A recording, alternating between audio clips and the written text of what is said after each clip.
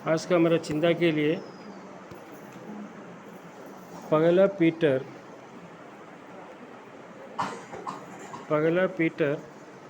उसका 4 अध्याय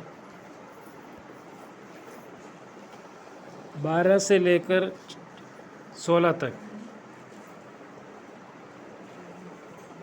हे प्रिय माने तुम मान परीक्षा निमंते जो दुख भोग रूप अग्नि उपस्थित होइछि ताहा अद्भुत घटना बोली मन करी आश्चर्य ज्ञान करो नहीं, बरं जो परिमाण रे ख्रीष्टଙ୍କ दुख भोगर सहभागी होवछ से परिमाण रे आनंद कर, जेपरि ताहाको महिमा प्रकाशित हेबा समय मध्य तुमने महानंद रे आनंदित हबो।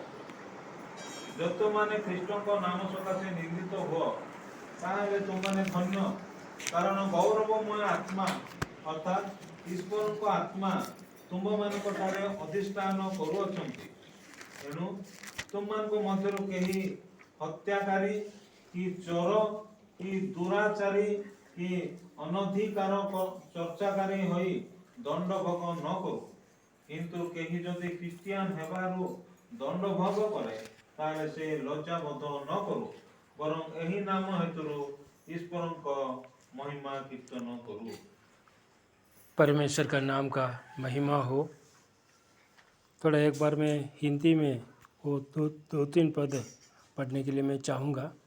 उसका 12 पद है, हे प्रियो, जो दुख रूपी अग्नि तुम्हारे परखने के लिए तुम में भड़की है, इसे एक ये समझकर अजंबा ना करो कि कोई अनोखी बात तुम पर बीत रही है। यहाँ पे पत्रोस जो लिखा है चिट्ठी, पत्रोस इस समय एक कारागृहवासी है, एक रोमियो के अंडर में जेल में रहते समय हम जानते हैं कि पीड़ित अवस्था में है पत्रोस। कोई नहीं चाहता कि जेल में रहकर खुशी अनुभव करे। सब चाहता है कि उस बंधन से कैसे भी छुटकारा पाकर अपना घर जाएं, घर के बीवी और बच्चों सहित रहें। हर व्यक्ति चाहते हैं, कोई नहीं चाहता कि जेल में कारागृह में रहना। लेकिन पत्रोस जो चिट्ठी लिखा है वो एक अवस्था में है, पूरा निराशा में डूबे हुई अवस्था में, एक दुख अवस्था में। बल्कि अगर प्रभु वो बंधन को छोड़कर कारागृह से बाहर कर दे तो प्रभु के लिए बहुत कुछ कर सकता था। ये उनका आलोचना या हमारा आलोचना। हम कभी कभी सोचते हैं कि हम ये बंधन में रह रहे हैं, अगर हमको छोड़ दे तो हम बहुत कुछ कर सकता था बोल के। वो प्रभु का योजना नहीं है। अगर हम बीमार में है, डायबिटीज होकर बहुत मूर्छित अवस्था में पहुंचा है, हमारा अंग एक वैगल्य अवस्था में है, जो बलहीन अवस्था में है, प्रभु का योजना है वो। अगर पत्रोस कारागृह में रहा, प्रभु नहीं जानते कि पत्रोस को अगर छोड़ दूं, कारागृह से बाहर कर दूं, वो सारे दुनिया में जाकर प्रभु का सेवा कर सकता था अच्छा से। कि ये पत्रोस से भी अधिक जानते हैं। कौन जानते हैं? प्रभु जानते हैं। प्रभु को कोई सिखाने का कोई ज़रूरत नहीं है, लेकिन उनका एक उद्देश्य है, उनका एक प्लान है हमारे जीवन में। हर भाई बहनों का बारे में प्रभु का एक योजना है।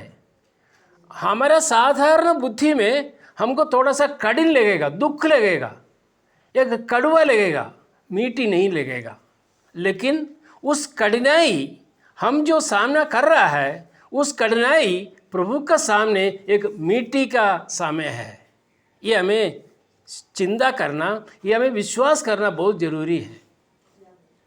और यहाँ पे लिखा है, हे प्रियो, मतलब जो प्रिय लोग, हम किसको प्रिय बोलते हैं? जो अप्रिय नहीं है। जो अप्रिय नहीं मतलब कौन है? हमारे बंधु लोग, हमारे खास दोस्त लोग, हमारे कलीसिया के लोग, ये सब हमारे लिए प्रिय है कि नहीं? लेकिन उस प्रिय लोग भी, जिसने चिट्ठी लिखा है पत्रोस जैसे, वो भी एक पीड़ित अवस्था में है। ऐसा नहीं कि जो पत्रस जो कारागार में रह रहा है और पत्रस जिसको चिट्ठी लिख रहा है वो पूरा आनंद में है, नहीं।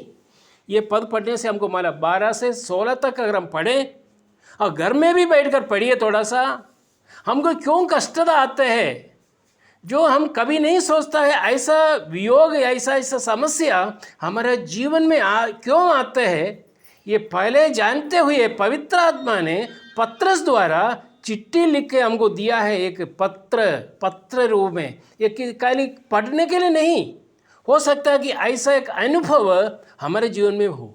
वो हे प्रियो बोलकर पत्रस जब संबोधना करते हैं, जो वो प्रिय में कौन लोग भी है, उम्री के लोग भी है, उम्री के विश्वासी लोगों को भी लिखा हुआ है। क्या इसका मतलब हम भी उस पीड़ित अवस्था में या बीमार अवस्था में या समस्याओं के साथ और प्रतिकूल अवस्था में हम भी रहते होंगे? ऐसा नहीं कि ये सब विषय से अलग होकर एक सुखमय जीवन हम बिताएं तभी हम प्रभु का संतान, नहीं, कभी नहीं। बस एक ही उदाहरण है कि पत्रस और प्रेरित पौल, स्टीफन इत्यादि अनेक परमेश्वर का बड़े दास, हम लोग उनका सामने कुछ भी नहीं है। बड़े दास लोगों का जीवन का चरित्र, जीवन का इतिहास अगर हम पढ़ें, उन लोगों का सबका जीवन में कष्टता छोड़कर कुछ भी नहीं था, है कि नहीं? हम जानते हो ना, हम जानते हैं। तो इसलिए यहाँ पे लिखा है, और एक बार मैं वो 12 पदों पे पढ़ने के लिए चाहूँगा। हे प्रियो, जो दुख रूपी अग्नि है, हमको ये यहाँ के जो प्रिय लोग कहाँ से गुजर रहा है? उन लोग कहाँ हैं अभी? पलंग में है? एसी रूम में है? नहीं, अग्नि रूप है, दुख में एक अग्नि के समान। अग्नि हमको जानते हैं, हम क्या है अग्नि? एक बार अगर थोड़ा सा अगर जल गया, हाथ जल गया, इतना दर्द हमको अनुभव करेगा कि पूछो मत। उसका वो जलन इतना अधिक है कि सहन नहीं पाता है। अगर एक विश्वासी हे प्रियो बोलने से, अब वहाँ के जो पत्रस जो जानते हैं, जो विश्वासी लोगों के बारे में लिखा हुआ है, और पत्रस वो जो बीमार, वो जो दुखित अवस्था में रहकर पत्रस लिख रहा है कि हे प्रियो, जो दुख रूपी अग्नि से तुम गुजर रहे हो। हाँ प्रिया भाई और बहनों, हमारे जीवन में ये दुख की रूप अग्नि हमारे जीवन में भी होगा। कभी कभी उस अग्नि से हमको जाना पड़ेगा, अग्नि से। लेकिन अग्नि हमको कभी भी नहीं जलाएगा। इसका अर्थ ये अग्नि जलाएगा नहीं मतलब क्या है? मैं और एक बार वो सब्जेक्ट लेगा, मृत्यु। कार्य किसका मृत्यु हो रहा है? अगर मैं मरूं, मुझ में 3 व्यक्तित्व है। कौन है? शरीर, प्राण, आत्मा। ये 3 व्यक्तित्व मिलकर थॉमस कुटी हूँ। अगर थॉमस कुटी मर गया तो मेरा देही, मेरा प्राण और आत्मा कभी नहीं मरता, कभी नहीं मरता। मृत्यु मतलब जो है, थॉमस कुटी मर गया मतलब मेरा शरीर मर जाते हैं, मेरा शरीर मिट्टी में मिल जाते हैं। वो बाइबल में लिखा हुआ है, मिट्टी से तुमको बनाया और तुम्हें मिट्टी में मिल जाएगा। मिट्टी में जो मरना मतलब मेरा प्राण और देही, प्राण और आत्मा कभी नहीं मरता। क्योंकि वो जो चोर को प्रभु ने क्या कहा था? अभी आज तुम मेरे साथ परदीसा में बैठे। वो कौन है? वो उनका प्राण और आत्मा नहीं मरता। ये नहीं सोचो कि हमारा आत्मा और प्राण और शरीर तीनों मर जाते हैं, नहीं। और ये भी लिखा कि शरीर जो है, शरीर का दाम कितना है? पहले कोई बोल रहा था कि 6 रुपया है बोल के, शरीर का, ये शरीर का 6 रुपया है। हम ये शरीर के लिए हम इतना व्यस्त कर रहे हैं, जो सुबह से लेकर शाम तक जो है, अगर ओटी मिलेगा तो ओवर टाइम भी करते हैं, और 8 बजे से लेकर 12 बजे तक ड्यूटी करते हैं और आने के बाद भी हमको फुर्सत नहीं है। किसके लिए? हमारे 6 रुपया दाम का जो शरीर के लिए है। हम नहीं मरता है, इसलिए लिखा है कि वो निद्रा हो रहा है, सो रहा है बोल कर लिखा है कुछ समय के लिए। आइए हम ये स्थान पर हम आते हैं कि एक ऐसा एक अग्नि समान दुख हमारा जीवन में आ सकते हैं हमको, लेकिन हमको जलाएगा नहीं। हमको मालूम है दानिएल अग्नि में डाला था, है? तो वहाँ पे अग्नि से गुजरना पड़ा, लेकिन वो जला है क्या? जला नहीं। कुछ प्रॉब्लम हुआ है क्या? प्रॉब्लम नहीं हुआ। क्यों नहीं हुआ? बोलता कि ऐसा अग्नि रूप दुख में तुमको सहना पड़ेगा, तुम उस रास्ते से जाना पड़ेगा, लेकिन प्रभु हमारे साथ है। इसलिए यहाँ पे लिखा है, और एक बार वो पद पढ़ूंगा। हे प्रियो, बहुत ध्यान से सुनना ये विषय। ये अन्य लोगों के लिए नहीं है, ये अविश्वासियों के लिए नहीं है, जो पाप करके इस दुनिया में दुनिया का इच्छा के अनुसार जो चलने वाले लोगों के लिए नहीं है। ये हमारे लिए लिखा हुआ है, जो प्रिय, उनका पत्रोस का जो प्रिय लोग है, हमारे लिए लिखा है। हे प्रियो, जो दुख रूपी अग्नि तुम्हारे परखने के लिए क्या लिखा है? ये ओडिया में क्या लिखा है वो? तो किस लिए ये दुख रूपी अग्नि रूपी दुख से क्यों हमें गुजरना पड़ता है? किस लिए? पर्पस क्या है? 12 पद है, 1 पीटर 4 अध्याय उसका 12 पद है। हे प्रियमाने, हाँ तुमମାନଙ୍କୁ परीक्षा निमंते हाँ, जो दुख भोग अग्नि। परीक्षा माने हमको परीक्षा करने के लिए। क्यों परीक्षा? क्यों? पास होने के लिए परीक्षा है। परीक्षा पास होगा। एक क्लास से दूसरा क्लास में जाना है तो एक परीक्षा है। 9वां क्लास में से 10 क्लास जाना है तो एक परीक्षा है। वो परीक्षा पास होना है। पास होने से हम कहाँ जाएगा? 10 में जाएगा। 10 परीक्षा पास होने के बाद हम कॉलेज में जाएगा। तो अभी हम एक परीक्षा से गुजर रहा है। वो अग्नि समान परीक्षा है, जो हमारा जो सोचने का, हमारे बुद्धि के बाहर है जो परीक्षा। उस परीक्षा में हमें क्या करना चाहिए? पास होना है। इस परीक्षा जो भी है, प्रिय भाई और बहनों, हम जो ये दुनिया में हम रहते समय, प्रभु का संतान के रूप में इस दुनिया में हम रहते समय, हमें परीक्षा जरूर है। उस परीक्षा इतना गंभीर होगा कि एक अग्नि समान एक परीक्षा से हमें गुजरना पड़ेगा कभी कभी, जो हमें सहने का बाहर नहीं है, सहने का अधीन अंदर में है, क्योंकि प्रभु का कृपा हमको, प्रभु का अनुग्रह और कृपा जो है हमको अधिक उस समय मिलता है। लिखा है, हे प्रियो, जो दुख रूपी अग्नि तुम्हारे परखने के लिए तुम में फड़की है, इससे ये समझकर अचंबा ना करो, आश्चर्य ना हो। हाँ, ये हम बहुत आश्चर्य हो जाते हैं, क्योंकि हमेशा हमारा मन में यह सवाल आता है, ये क्यों मेरे जीवन में क्यों हुआ? मेरा जीवन में ऐसा क्यों हुआ? ऐसा एक स्थिति क्यों हुआ मेरे जीवन में? मैं नहीं सोचा था ऐसा।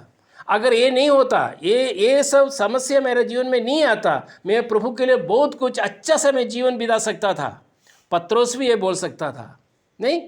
पत्रोस ही बोल सकता था कि मुझे ये पैर बांधकर, पैर में चेन लगाकर, हाथ में चेन लगाकर मुझे कारागृह में डाला है, मुझको थोड़ा सा बाहर कर दो, मैं प्रभु के लिए बहुत कुछ मैं कर सकता हूँ। लेकिन प्रिय भाई और बहनों, वो प्रभु का इच्छा नहीं है। प्रभु का एक इच्छा है हमारे जीवन में, वो इच्छा कि हमें कभी कभी हमें अग्नि रूप समान एक जीवन हमको बिताना है। वो इसलिए है कि हमें परखने के लिए, परखना मतलब हमें जांचने के लिए, हमारा असली स्वभाव कब देखेगा? हम अभी आपस में, केशव और मैं दोनों आपस में ठीक है तो हम आपस में हंसते हैं। अगर मेरे खिलाफ अगर बोल दे तो फिर मेरा असली कलर आ जाता है। असली कलर मुझे परीक्षा करते हैं। परीक्षा मतलब आज मैं इधर खड़े होकर मैसेज दे रहा हूँ, मैं अच्छा सा मैसेज दे रहा हूँ, उसके बाद अगर कोई भाई से मेरा शत्रुता मनोभाव के साथ रहते हैं तो उस समय वो इसलिए हमारे जीवन में आ रहा है, मुझे परख रहा है। ये बहुत जरूरी है हमें समझने का। अगर हम कोई निराशा में है, ऐसा कोई अवस्था में है, तो परीक्षा हमारे जीवन में आते हैं। वो परीक्षा इसलिए आते हैं कि हमें परखने के लिए, हमें जांचने के लिए ये कैसा आदमी है, जैसे बोलता है वैसा है क्या। इतवार का दिन में आते हैं, गीत गाते हैं, ऐसा है क्या इनका बाकी 6 दिन? क्या करते हैं प्रभु? हमें जांचते हैं, हमें परीक्षा करते हैं, हमारा असली स्वभाव देखने के लिए। हमारा असली स्वभाव अगर देखना है, ऐसा समय पर असली स्वभाव देख नहीं पाएगा। हम आयु के बारे में देखते हैं कि उनका मुंह से एक शब्द भी प्रभु का विरुद्ध में नहीं बोला। बहुत कुछ उनको लॉस हुआ, उनका संतान पूरा चले गए, उनका सारे संपत्ति निकल गया, लेकिन बाइबल में लिखा हुआ है कि इनका मुंह से एक शब्द भी प्रभु का विरुद्ध में नहीं निकला। बस यही है प्रिय भाई और बहनों, हमें ऐसा एक अग्नि समान दुख से अगर हमको गुजरना पड़े तो उसका अर्थ यह है कि प्रभु हमें परख कर हमें असली विषय को हमें देखना चाहता है। सोना जो है आग में डालकर ऐसा करके क्या करते हैं, उसको सूजी करते हैं। करने से मतलब कैसे पता चलता है कि ये ठीक हो गया बोल के? हमारा चेहरा उसमें देखेगा, उस सोना में। उस सोना देखने से चेहरा देखेगा। उस प्रकार हम ऐसा परख के ऐसा जांच के प्रभु यीशु का चेहरा तक हमें आना चाहिए, वहीं तक। तभी हमें वही उद्देश्य है, वही पर्पस है उनका। यह लिखा है कि इससे यह समझकर अचंभा ना करो कि कोई अनोखी बात तुम पर बीत रही है। कोई अनोखी बात मैंने कोई ऐसा कोई विषय हमारे जीवन में हुआ बोलकर आश्चर्य ना हो। हमारे जीवन में कोई आश्चर्य विषय नहीं है। एक विश्वासी होने के नाते हमारे जीवन में ऐसा समस्या, दुख, क्लेश, संकट, विपत्त, आपत्त सब विषय को हमें सामना करना पड़ेगा। यह अविश्वासियों के लिए लिखा नहीं है, विश्वासियों के लिए लिखा है। हे प्रियों, पत्रोस वही अवस्था में था, आपत्त, विपत्त, दुख, परेशानी में से गुजरते हुए पत्रोस, कभी भी उनका मुंह से एक पद निकला नहीं है। पत्रोस कहाँ था? जाल बिछाकर मछली पकड़कर जो सेल करने वाला, बिजनेस करने वाला पत्रोस। वो आने के बाद जिस दिन पेंतिकोस्त दिन में पवित्र आत्मा से भरपूर होकर वो आगे जब बढ़ा, एक मैसेज में 3000 लोग परित्राण पाया। वो शक्ति कहाँ से मिला? काली जाल बिछाकर मछली पकड़ने के लिए जानते हैं वो व्यक्ति पेंतिकोस्त दिन में पवित्र आत्मा उतर कर उसमें ऐसा एक शक्ति वो पाया। उस शक्ति सहित प्रभु का सामने प्रभु का वचन जो बताया, 3000 लोग एक दिन एक मैसेज में परित्राण पाकर आया। ये पत्रोस अभी कारागृह में है, उनका मुंह से एक पद नहीं निकल रहा है। वो पत्रोस वहीं बैठकर चिट्ठी लिख रहा है अनेक लोगों को, जो बीमार अवस्था में है, जो दुख में है, जो पीड़ित में है, जो निराशा में है, ऐसा लोगों के लिए लिखा हुआ हम देख सकते हैं। और एक बार पद पढ़कर मैं आगे जाऊंगा। हे प्रियों, जो दुख रूपी अग्नि तुम्हारे परखने के लिए तुम में भड़की है, इससे ये समझकर अचंभा ना करो कि कोई अनोखी बात तुम पर बीत रही है। तो रोडिया में थोड़ा पढ़ियो 12 पद, हम आगे चले जाएंगे। हे प्रिय माने, तुमମାନଙ୍କ परीक्षा निमंते जेउ दुःखभोग स्वरूप अग्नि उपस्थित होइअछि, ताहा अद्भुत घटना बोली मने न करी आश्चर्य ज्ञान कर नहीं। अच्छा, अभी हम 13 पद को रामाएंगे। पर जैसे जैसे मसीह के दुखों में सहभागी होते हो, आनंद करो, जिससे उसकी महिमा के प्रकट होते समय भी तुम आनंदित और मगन हो। ओडिया में थोड़ा बढ़िया 13 पद। बरं जेउ परिमाणरे ख्रीष्टଙ୍କ दुःख भोगर सहभागी होइअछ, सेही परिमाणरे आनंद कर, जेपरि ताहाଙ୍କ महिमा प्रकाशित हेबा समयरे मध्य तुमे माने महान आनंदरे आनंदित हब। हाँ, 13 पद में लिखा है कि जैसे प्रभु यीशु मसीह क्या सहभागिता में है, जो कुछ दुख हम लोग उठा रहे हैं आज जो भाई बहने प्रभु यीशु मसीह के कारण जो हमें जो दुख उठाना पड़ता है, लिखा है कि उसमें तुम लोग क्या करो, आनंद करो। पर जैसे जैसे मसीह के दुखों में सहभागी होते हो, आनंद करो। हमें आनंद करना है। ये थोड़ा मुश्किल की विषय है, बोलने के लिए आसानी है। मैं यहाँ बैठकर ये खड़े होकर मैं ये बोल सकता हूँ, लेकिन मेरे जीवन में ऐसा तकलीफ आते समय थोड़ा मुश्किल है। इसके लिए प्रभु का अनुग्रह चाहिए, प्रभु का कृपा चाहिए, प्रभु के साथ हम रहने से, प्रभु के निकट हम रहने से ऐसा समय पर प्रभु से हम ये आनंद हम अनुभव कर सकते हैं। और किस लिए आनंद करना है वो भी लिखा हुआ है, जिससे उसकी महिमा के प्रकट होते समय। और ऐसा एक समय है, प्रभु कहता है कि इस जीवन में हम 70 या 80 या 90 साल तक इस दुनिया में रहेंगे। उस समय हो सकता है कि हमारा तकलीफ दूर नहीं हुआ, हमारा विपरीत या प्रतिकूल अवस्था में हम रह रहे हैं, हम बीमार अवस्था में हैं, हमें उसका जो कोई छुटकारा उद्धार नहीं पाया। लेकिन लिखा है कि जिससे उसकी महिमा के प्रकट होते समय, वो कब है ये?